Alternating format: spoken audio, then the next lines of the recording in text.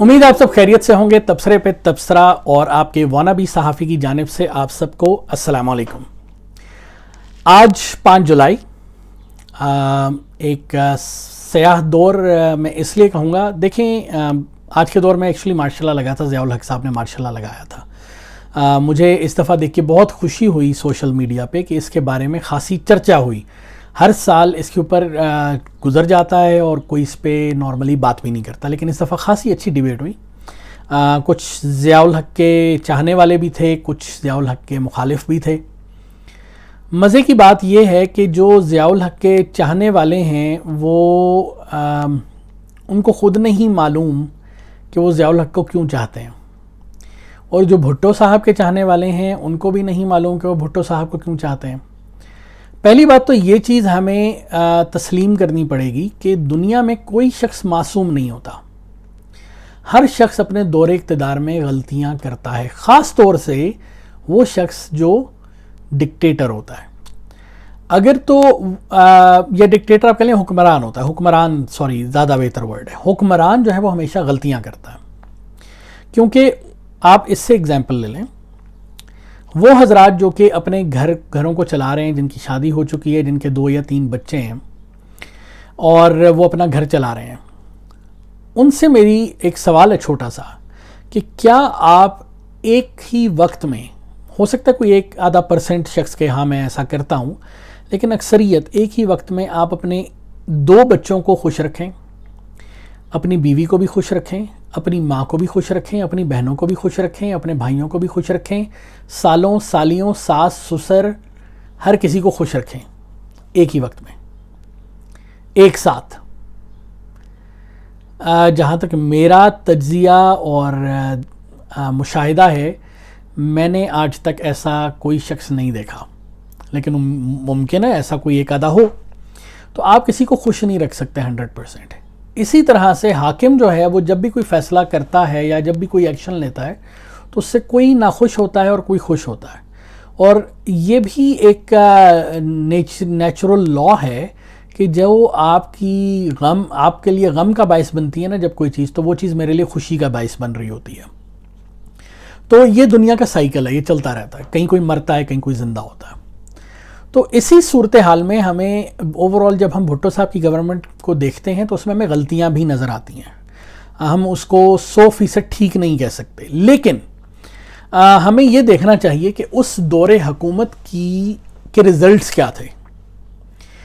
Overall Pakistan ایک progressive ملک تھا, خاصا ماڈرن تھا.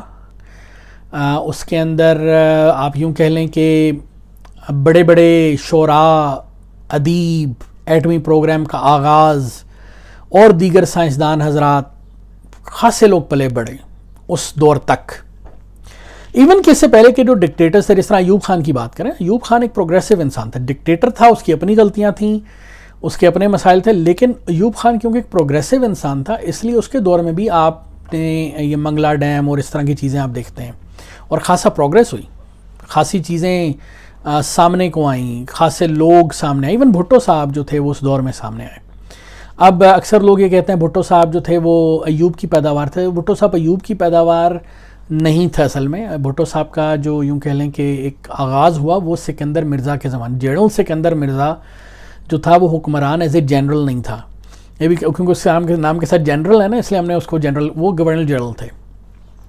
تو اس دوران میں بھٹو صاحب سامنے آئے, پھر ایوب کے دور میں بھی سامنے آئے. 64 کے انتخابات, میرا خیال سے بھٹو صاحب ایک اوورال بیوروکریٹ تھے. He followed Ayub in that case. میرا خیال سے نظریاتی طور پہ انہی غلطیوں کا احساس انہیں ہوا جس کی وجہ سے انہوں نے ایوب کے خلاف اس وقت آواز اٹھائی جس وقت ایوب حکومت میں تھا.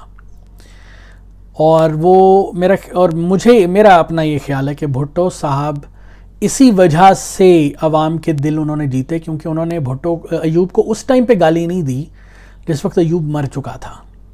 انہوں نے ایوب کے خلاف اس وقت سر اٹھایا جس وقت ایوب ان کو بہت فائدہ دے سکتا تھا. انہوں نے ایوب کے خلاف سر اٹھایا اور اپنی پیپلز پارٹی بنا لی, اور اس کے بعد اس دوران بھی خاصی غلطیاں ہوئیں. کچھ یوں کہہ لیں مذہبی طبقوں کی وجہ سے وہ پریشر میں آئے, کچھ اور مسائل بیچ میں رہے. لیکن کرتے کرتے کرتے جو ہے ایک ایسا وقت آیا جب مذہبی طبقے جو تھے وہ خاصے مضبوط ہو گئے، اور ان کے اگینسٹ یا ان کو استعمال کر کے ضیاء الحق نے آج کے دن یعنی 5 جولائی کو تختہ الٹا بھٹو کا۔ اس کے اندر اکثر لوگ یہ بھی بولتے ہیں کہ بھٹو صاحب جو ہیں ان کی یعنی ان کے خلاف بولتے ہیں کہ ٹھیک ہے جی بڑا کچھ آ گیا۔ بھٹو کی اگر آپ نے یہ دیکھنا نا کہ بھٹو نے ان سالوں میں کیا کیا جب وہ حکمران تھے، تو اس کا ایک چھوٹا سا جواب ہے کہ بھٹو کے پھانسی کے فیصلے پر مزدور یونینز کا کیا ری ایکشن تھا، اسٹوڈنٹ یونینز کا کیا ری ایکشن تھا، اور شعراء اور ادیب حضرات کا کیا ری ایکشن تھا۔ آپ اس سے اندازہ لگا لیں کہ بھٹو کیا تھا، بھٹو نے کس طرح کے لوگوں کو جنم دیا۔ اور جب ضیاء الحق کا طیارہ تباہ ہوتا ہے اور ضیاء الحق ہلاک ہو جاتا ہے، تو اس کے بعد کیا ری ایکشن ہوتا ہے چیزوں کا، تو اس سے آپ کو اندازہ ہو جائے گا کہ سرکاری اور یعنی ضیاء الحق کے جانے کے بعد جب بے نظیر آتی ہیں تو اس وقت کتنا بڑا مجمع نکل کے باہر آ جاتا ہے۔ کہا جاتا ہے کہ لاہور کی تاریخ میں آج تک اس سے بڑا مجمع نہیں اکٹھا ہوا جو بے نظیر کو ویلکم کرنے کے لیے آیا تھا۔ تو مقصد بات کا یہ، اس سے آپ کو اندازہ ہوتا ہے کہ بھٹو کیا تھا، ٹھیک ہے۔ تو بھٹو کے اوپر انگلیاں اٹھانا بڑا آسان ہے، آپ کسی بھی حکمران پہ اٹھا سکتے ہیں۔ ضیاء الحق کے بارے میں یہ بات اس لیے کہی جاتی ہے کہ ضیاء الحق نے ذہنوں کو تبدیل کیا، بلکہ تبدیل نہیں کیا، ان کو مار دیا، ان کو سوچنے سمجھنے کی صلاحیت ان کے اندر ختم کر دی، آپ کے نصاب کو تبدیل کیا۔ آپ کا مطالعہ پاکستان ضیاء سے پہلے کیا تھا، ضیاء کے بعد کیا تھا، آپ کو ایک انتہائی جس کو کہتے ہیں نا تاریک دور میں ہمیں دھکیلا، اور اسی چیز کا نتیجہ ہے کہ ہمارے ہاں جالب اور فیض جیسے انقلابی شعراء تو بڑی دور کی بات، ہمارے پاس کوئی اچھا رومانوی شاعر بھی ہم آج تک نہیں کریٹ کر سکے جس کو آپ ایک اچھا شاعر کہہ سکتے ہیں۔ اگر آپ فراز کی بات کریں تو فراز بھی بھٹو دور کی پیداوار ہیں، یہ سارے بھٹو دور کی پیداوار ہیں۔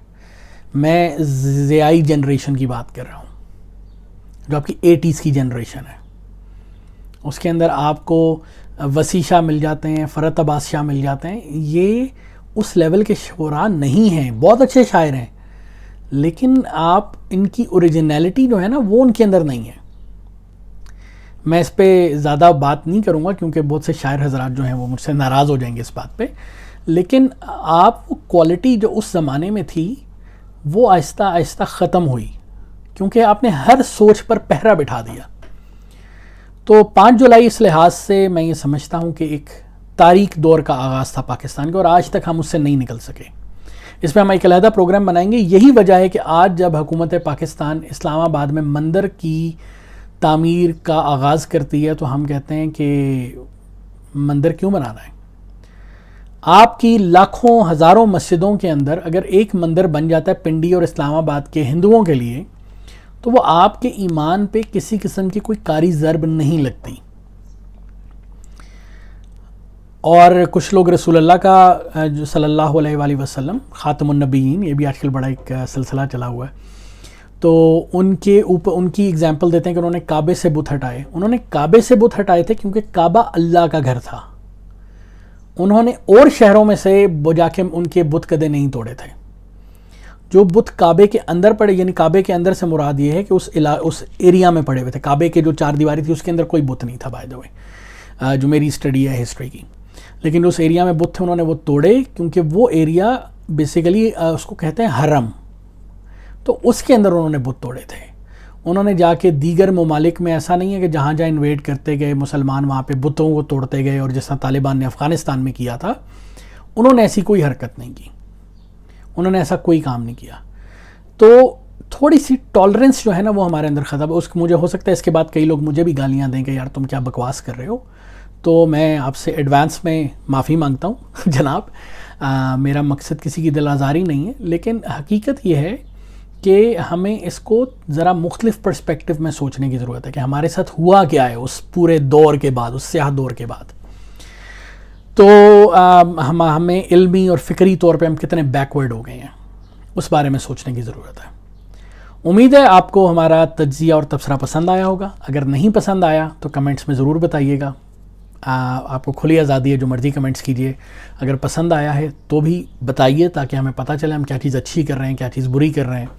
اور اگر آپ کو ہمارے تجزیے پسند آ رہے ہیں تو چینل کو سبسکرائب کیجیے اور گھنٹی کے بٹن پہ کلک کیجیے تاکہ آپ کو نوٹیفیکیشنز ملے ہمارے آنے والے تبصروں کے. اور لائک یا ڈس لائک کا بٹن ضرور پریس کیجیے گا. اپنا خیال رکھیے، خوش رہیے، آباد رہیے. اللہ حافظ.